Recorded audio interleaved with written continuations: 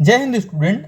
आज का जो हमारा क्वेश्चन रहने वाला है difference between compiler and interpreter. ये बहुत ही इंपॉर्टेंट क्वेश्चन है। आप इसको वीवीआई में कर सकते हैं, वेरी वेरी इंपॉर्टेंट में, क्योंकि ये कई बार यूनिवर्सिटी एग्जाम में क्वेश्चन आया हुआ है। यहाँ पर हमें बस कंपाइलर और इंटरप्रेटर में डिफरेंस बताने होते हैं और हमको ईजिली 5 नंबर यहाँ पर मिल जाते हैं।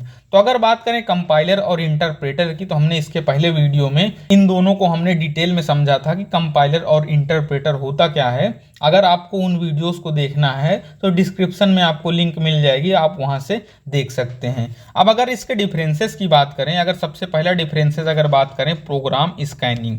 प्रोग्राम स्कैनिंग में क्या होता है, compiler scan the entire program in one go. Basically compiler में क्या होता है कि पूरा हमारा प्रोग्राम स्कैन करता है, तब हमारा वहां पर क्या होता है, आगे प्रोग्राम हमारा रन करता है। लेकिन जो हमारा इंटरप्रेटर में होता है, यहाँ पर क्या होता है, सिंगल लाइन भी अगर हमारा प्रोग्राम का लिख गया तो वो वहां पर क्या करता है, वो ट्रांसलेट हो जाता है। तो यहाँ पर क्या है, सिंगल लाइन भी ट्रांसलेट हो सकती है, लेकिन कंपाइलर में जब तक हमारा इंटायर प्रोग्राम नहीं लिख जाएगा तो वो हमारा क्या होगा, ट्रांसलेट नहीं किया जा सकता, स्कैन नहीं किया जा सकता। एरर डिटेक्शन की अगर बात करें, जो हमारा पैरामीटर है एरर डिटेक्शन, तो यहाँ पर क्या होता है, as and when scanning is perform all the error are show in the end together not line by line. Basically हमारे कंपाइलर में क्या होता है, जब हम अपना प्रोग्राम कंपाइल करते हैं तो कोई भी एरर होता है तो वो क्या करता है कि हमें एंड में जितने भी हमारे एरर होते हैं उनको शो करता है। लेकिन अगर बात करें इंटरप्रेटर में क्या होता है, यहाँ पर क्या है कि हमारे सिंगल लाइन भी स्कैन की जा सकती है और जब हमारा कोई एरर आता है तो वहीं पर ये क्या करता है, वहीं पर हमारे उस एरर को शो कर देता है। अगर बात करें ऑब्जेक्ट कोड की, तो ऑब्जेक्ट कोड में क्या होता है, compiler convert the source code to object code. जो हमारा कंपाइलर होता है वो क्या करता है, जो हमारी हाई लेवल लैंग्वेज है उसको कन्वर्ट करता है हमारे बाइनरी लैंग्वेज में। लेकिन हमारा इंटरप्रेटर क्या होता है, वो हमारे हाई लेवल लैंग्वेज को बाइनरी कोड में नहीं कन्वर्ट करता है, वो डायरेक्टली हाई लेवल लैंग्वेज को एग्जीक्यूट करवा देता है।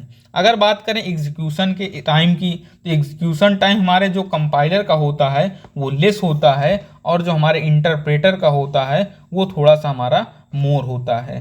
अगर बात करें नीड ऑफ सोर्स कोड, तो compiler does not need require the source code for execution later. जो हमारा कंपाइलर होता है इसको कोई भी सोर्स कोड की यहाँ पर रिक्वायरमेंट नहीं होती, लेकिन जो हमारा इंटरप्रेटर होता है उसको हमारे सोर्स कोड की रिक्वायर्ड होती है। अगर बात करें जो हमारी प्रोग्रामिंग लैंग्वेजेस कौन कौन सी होती हैं, हमारे कंपाइलर के थ्रू वर्क करती हैं, कौन कौन सी हमारी इंटरप्रेटर के थ्रू वर्क करती हैं, तो यहाँ पर हमारा जो आती है सी है, C++ है, C# है, ये हमारी कौन सी हैं, ये हमारे कंपाइलर के थ्रू हम लोग इनको प्रोसीड करवाते हैं। अगर बात करें जो हमारी पाइथन है, रूबी है, पर्ल है, मतलब है, ये सब क्या है, ये हमारी क्या है, इंटरप्रेटर के थ्रू हम लोग इसको एग्जीक्यूट करवाते हैं। साइज की बात करें तो हमारे जो कंपाइलर का साइज होता है वो लार्जर होता है, जो हमारे इंटरप्रेटर का साइज होता है वो स्मॉल होता है। फ्लेक्सिबिलिटी की बात करें तो कंपाइलर में कोई फ्लेक्सिबिलिटी नहीं होती, कोई भी हमारा एरर कहीं पर होगा, जो प्रोग्राम है वो एग्जीक्यूट नहीं होगा, वो रन नहीं होगा। लेकिन इंटरप्रेटर में क्या होता है, थोड़ा सा फ्लेक्सिबल होता है।